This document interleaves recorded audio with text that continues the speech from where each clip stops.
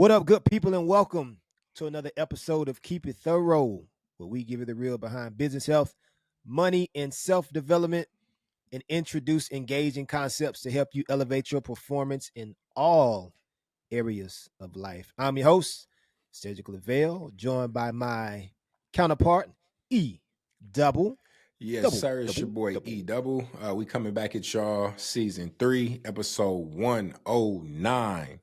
And 109. Said was singing before we started this off, I man. I was was, cracking up. hey, pretty lady. Oh, that boy really just tried to hit a note right there. Hey, so look, the title of this episode is Leading from the Front. From the Winning front. strategies. I can't even talk, man. Winning strategies to inspire teams. So Yeah. this is for sure a business episode. A lot of good information on deck for y'all. Very excited. So, be sure to check out the website, keepitthorough.com/kits, and check out the kit that corresponds with this episode. Again, season 3, episode 109. And be sure to podcast with us wherever you podcast. And as always, we greatly appreciate all of the support. Absolutely. So with all that being said, let's go and kick this thing off. Let's get into it, man. So here's the real.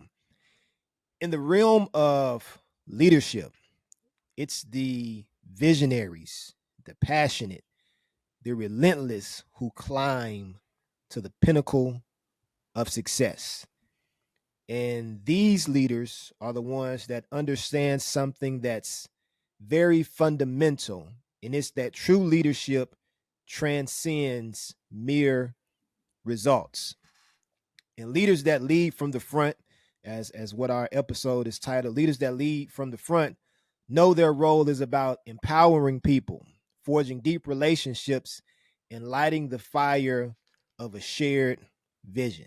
You know what I'm saying? And I believe it's imperative that we cultivate this kind of leadership, the leadership that I'm describing, to inspire teams to transcend limits and achieve extraordinary results. Because with any business that you have, if you're leading a business, you want to make certain that you're doing all the things that are necessary to elevate your team and allow your team to propel and not only just map out strategies, but really champion causes that embolden rather your team members and allow them to be their best selves. You know what I'm saying? Because I believe when you lead from the front, you understand that your role as a leader isn't just about being in charge. It's about taking care of those that are in your charge, and it's about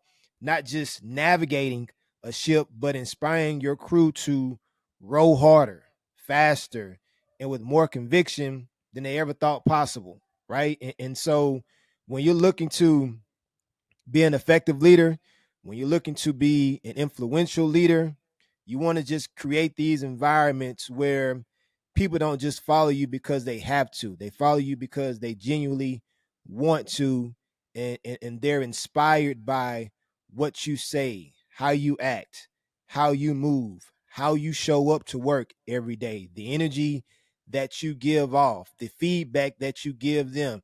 All these things matter when you're leading from the front. And I believe that when you're able to do that, what it does is it creates a compelling experience, and it creates an environment where people, as a result of your actions, uh, are confident in the direction that they're going because of the example that they see before them.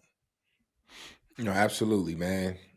And when you think about leaders, good leaders, they're or great leaders rather, they're the commander in the compass, right? So like it's good to think of them in an analogy of like a captain, like either the pilot of an airplane or like the captain of a ship, right? And the nexus between leadership and team performance is not just consequential, but also transformative, right? Or transformational, right? Transformative, transformational, both, right? Leaders are not just initiators of action, but are custodians of trust, inspiration, and overall team morale. In order to be a good leader, you need to be trustworthy, Yeah, and then absolutely. you also need to know how to, inspire folks, especially in difficult times, because, being trustworthy and inspirational leads to better team morale, right? Because people believe you, when you've kind of uh, proven yourself to be trustworthy and able to help not only them but others in difficult situations, right? And as the captain of the ship, they can take a poorly organized group and turn them into a synergized entity, amplifying the strengths of each individual member and then optimizing the team's input. And I've seen this happen. I've been on teams that were either, that were underperforming, and then a better leader comes behind the person who was there before, and they take that same group of individuals, and, and they're able to turn it around and increase performance, and I've been on both sides of that. I've been a leader that's been able to do that. And I've also been a team member that, was, behind the leader that was able to do that. Right. So, as I mentioned earlier about, being the commander and the compass, leaders also act as a guide, essentially illuminating the path for their teams. So, constantly aligning the team's actions and, the collective vision and values. And through thoughtful decision making, empathetic interactions, and steadfast resilience, they lay the foundation for their teams to thrive. So, stepping into their team members' shoes, they motivate, they mentor, and manage, ultimately igniting a unified sense of purpose. And that's very, very important, right? To show empathy, not beat on your chest because you're the one in charge, Right. not lead from a sense of trying to provoke fear in your team, because, oh, I'm, you're gonna get fired if you don't do XYZ. Like, no, Yeah. that's not how you motivate people. That's not how you inspire them. That's not how you get them to trust you. You need to, understand their weaknesses, put a plan together to strengthen their weaknesses, and then put them in positions to, maximize their strengths, right? And remove them. And now you want to challenge them because you want to, sharpen, their skills that, may be a little dull, you know what I mean? Or, areas where they're not the greatest, but you shouldn't just throw them into those situations if you know that's not, one of their strengths, Right. so it's very important to be the type of leader that shows that empathy, that acts as a guide, as I mentioned, right? Don't lead them down the wrong path, right? If you're constantly putting them in situations that they're not familiar with, or that they don't have the necessary skill set, then you're not leading them the correct way. you're Right. you're you're, you're not illuminating the path that's going to take them to success. You're essentially setting them up for failure.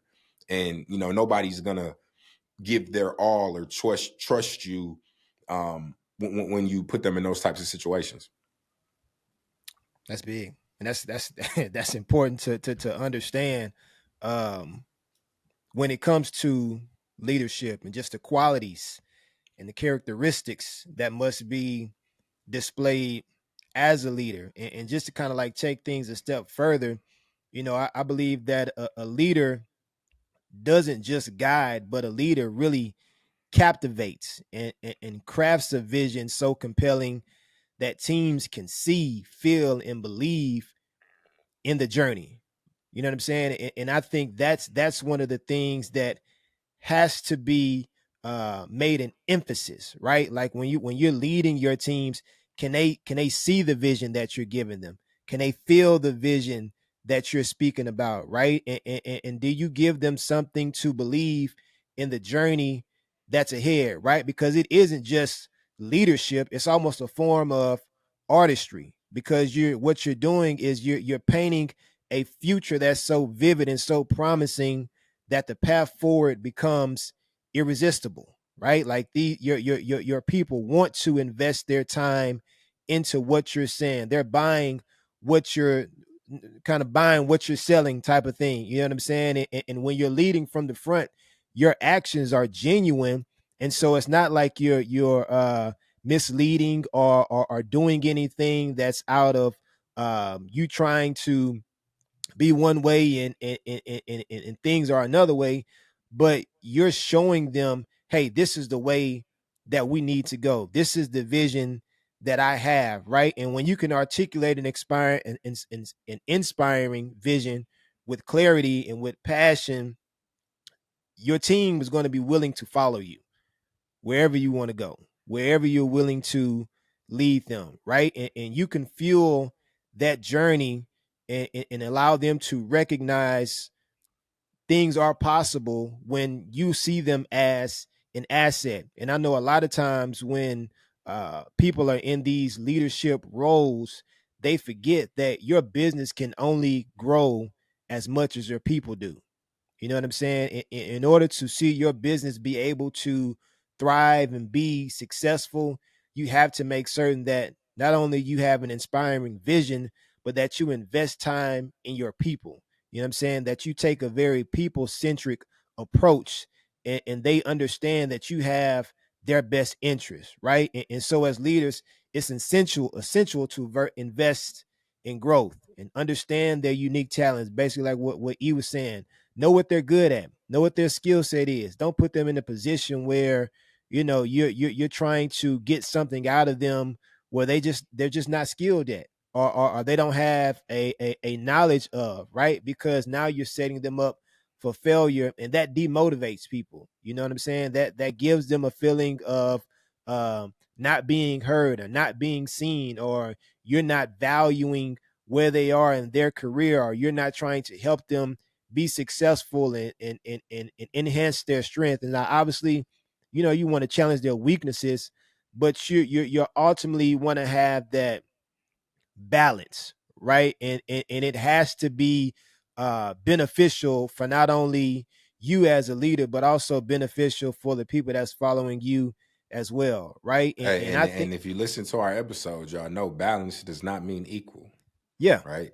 So that balance it's doesn't mean like, oh, 50-50. Let me do 50% things that they're not good at and 50%. Like, no, they should be doing majority of the things that they're good at, but you should be throwing opportunities in there for development, growth and development. So absolutely. It's finding that harmony, finding yeah. finding what works and still keeps them engaged, still keeps them motivated, still keeps them inspired, right? And when you're leading from the front, again, it's the example that you're setting. You're not only just telling them, you're showing them as well too. You're giving them a guide on how they can get from point A to point B. You know what I'm saying? And when you're doing those things and those efforts pretty much become the backbone of the type of leadership where everyone can exemplify the behaviors of wanting to thrive and wanting to grow, and it just becomes contagious, and when it becomes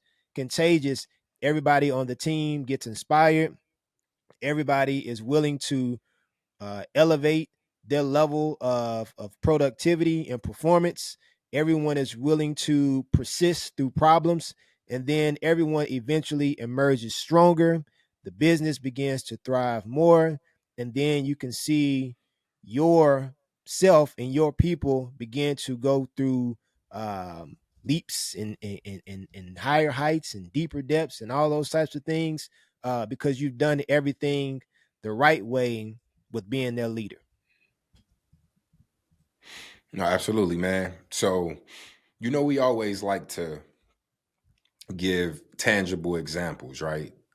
And I think this is actually a really, really good one. So, there's many architects of achievement, but we like sports. Me and said we play sports, and one of the great architects of achievement is the Hall of Fame coach Phil Jackson, right? So most people know who he is.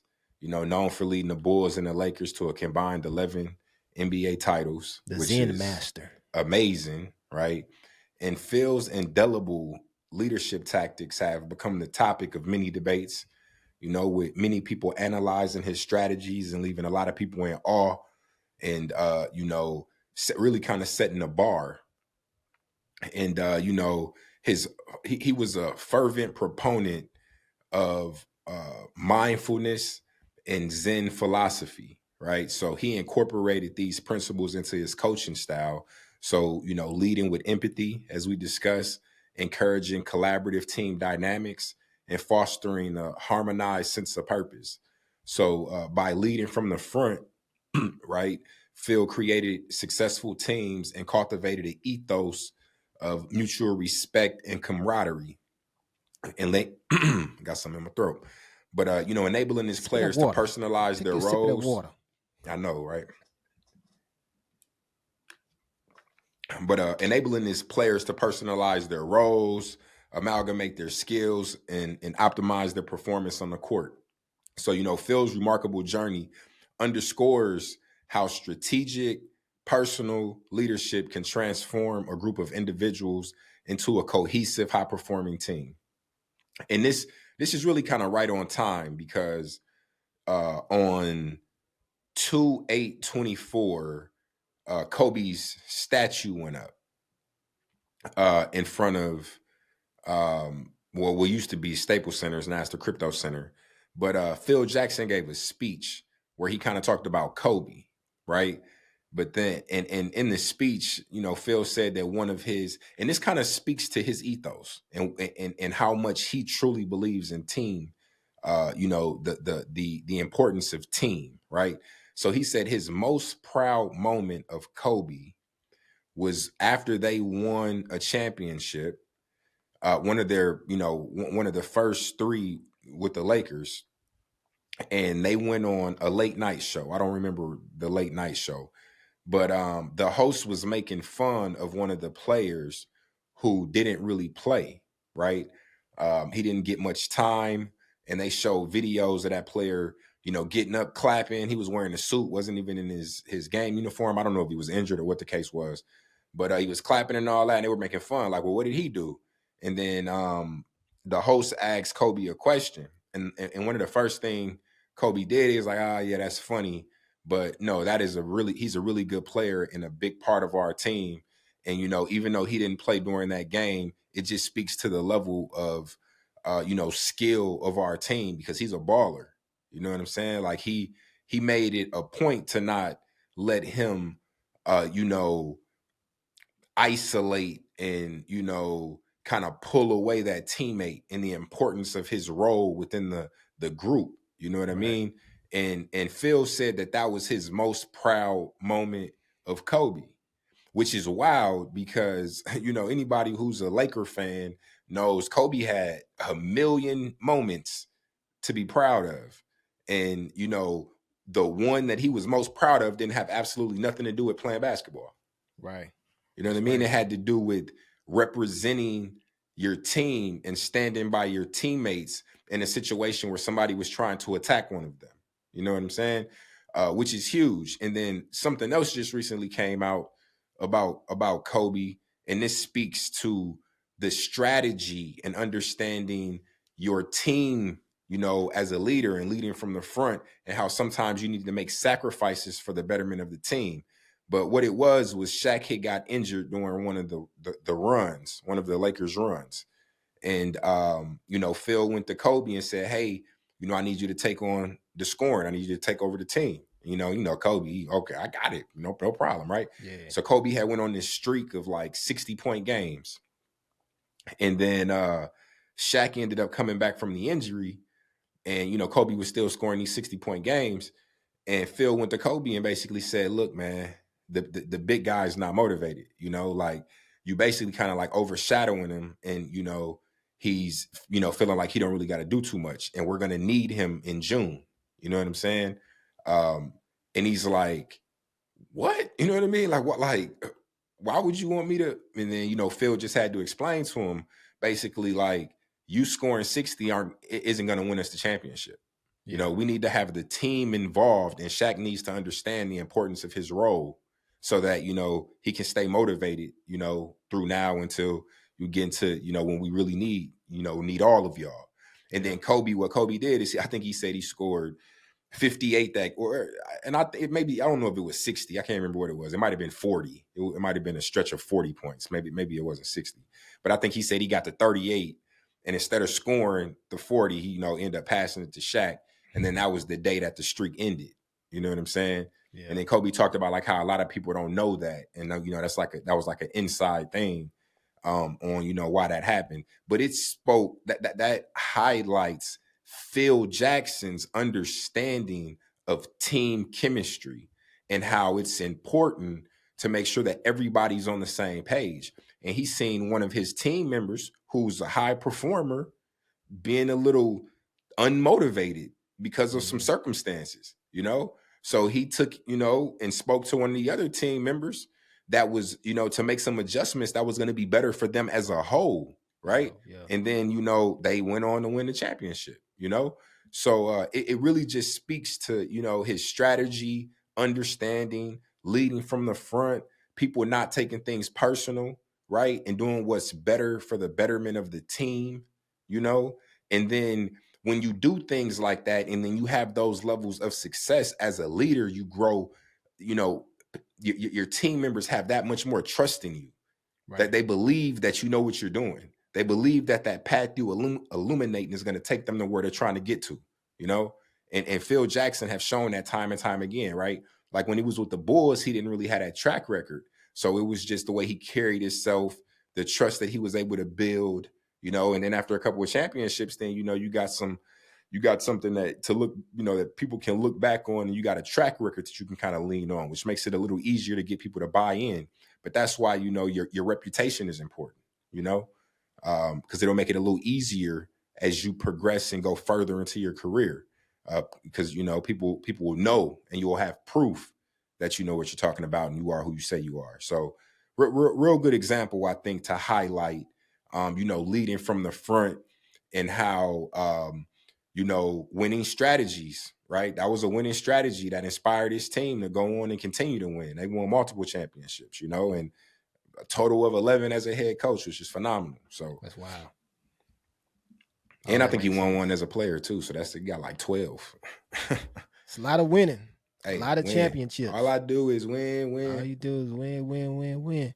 Nah, that's big time, man. And you saying all of that makes me think of the quote where it says leadership is not just about where you're going; it's about who you're bringing with you. And I think that's profound, because basically what like what you were saying, you can go you can move towards these 40-point games.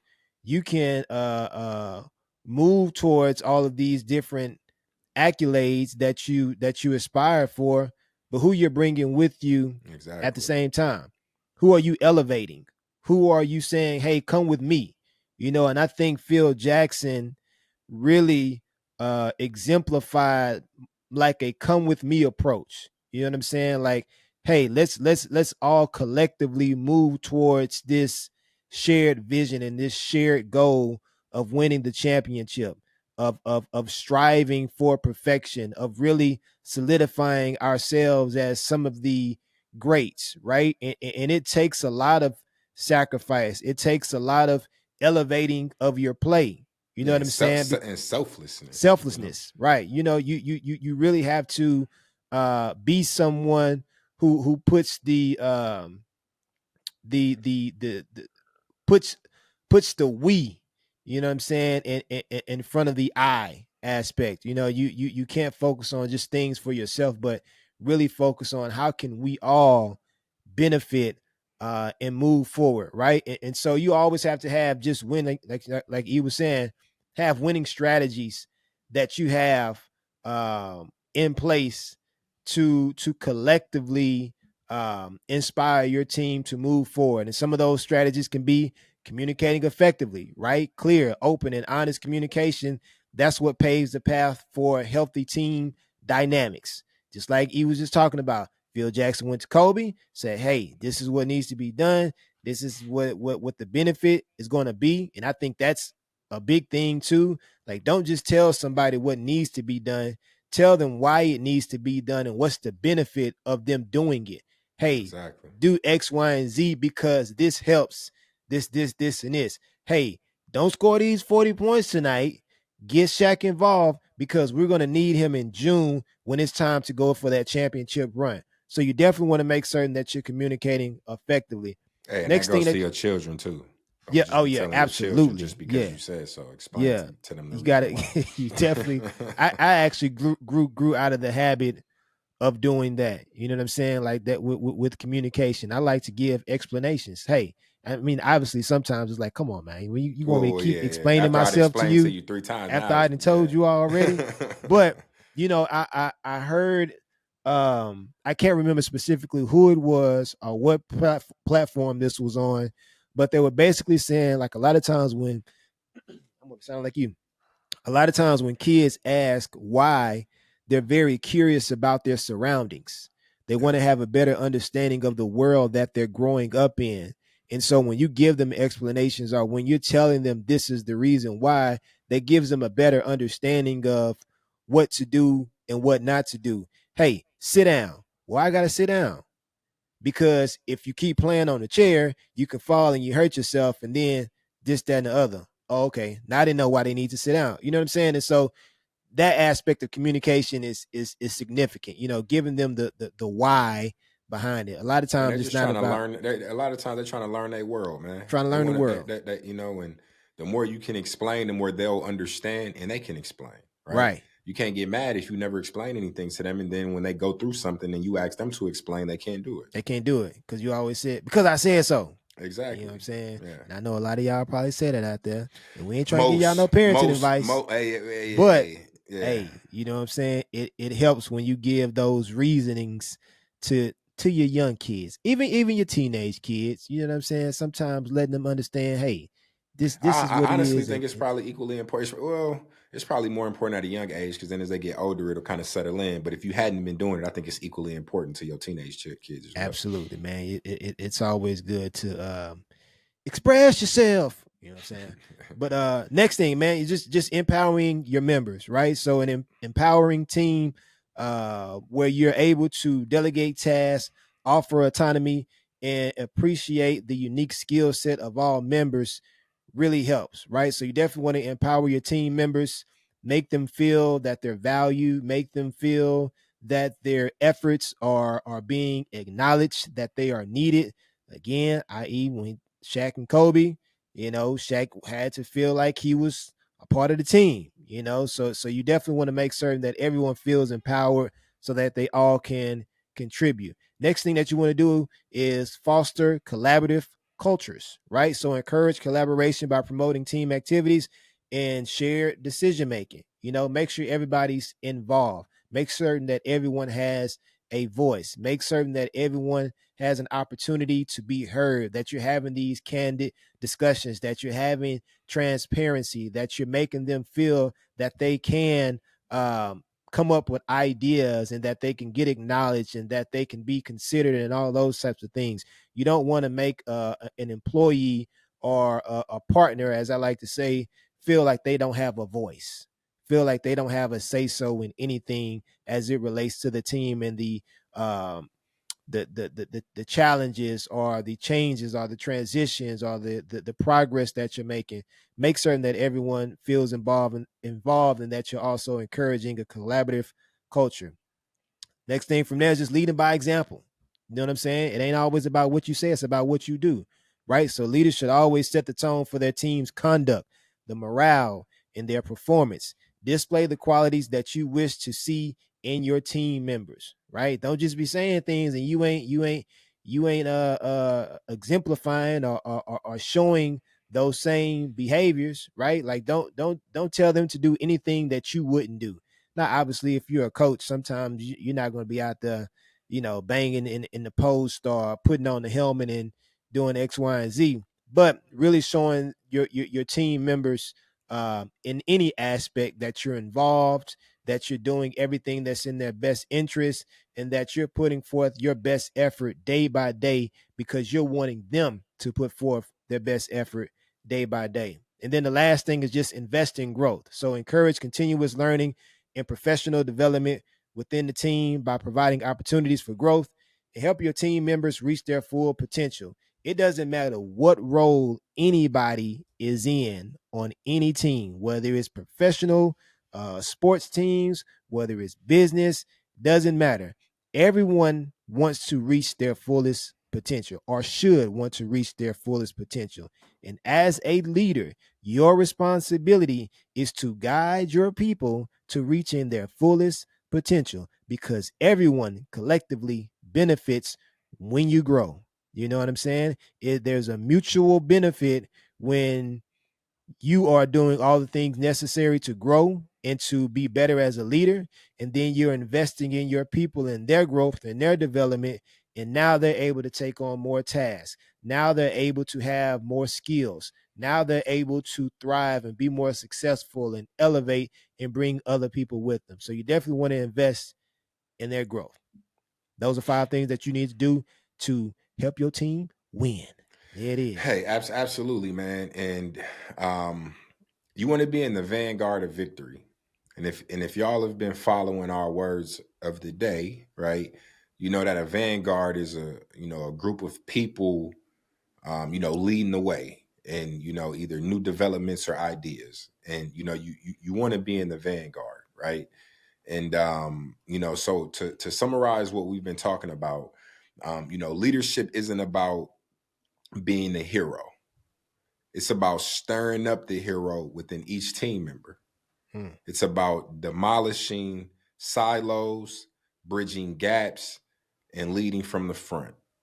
So, exceptional leaders don't just chase success, they inspire, mold, and mirror it. Because at the end of the day, the true measure of a leader's success is not in how high they rise, but in how high they can lift others. And that's very, very important.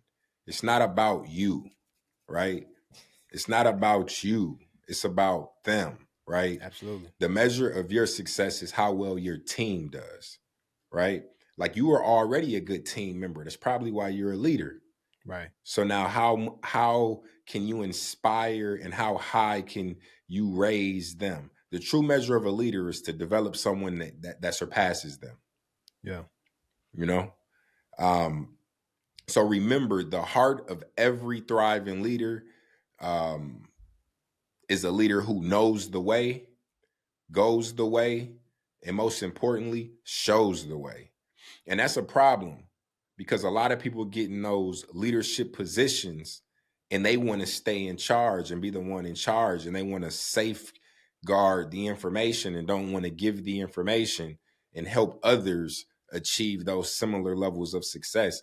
And I feel like we've reached a point where our, you know, culture or um I don't really know a better way to say it, but um, people are becoming more open with information. And I think a lot of that has to do with the access of information and then like social media, right? Right. It's cool to share information now, So a lot of people are, openly sharing, very valuable information, which is very important. We have to share that information and show people how you got to certain levels of success and how you were able to accomplish certain things, and then us as a collective are able to go a lot further, Right. because nobody knows everything. And just because you're very good at something and someone else isn't good at that same thing doesn't mean that they aren't very good at something else that you're terrible at. So that's where we need to work together, and that's how together we go a lot further. um, Absolutely. but by learning the ropes and striving for improvement, leaders can weave together a team primed for success, underscored by a shared vision, mutual respect, and an unshakable bond. Because when a committed leader navigates the ship, victory isn't only possible, it becomes an inevitable reality. And that's how I look at anything that I'm trying to accomplish, man. It's not a matter of if I'm going to win. It's a matter of when When. am I going to win, Yeah.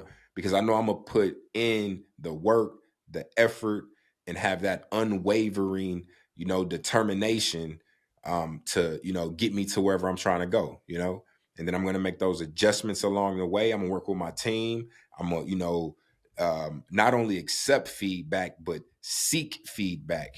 I want that constructive criticism, because that's the only way that I'm going to become a better person, become a better leader, become a better husband, a better father, a better friend, a better son, whatever the case may be.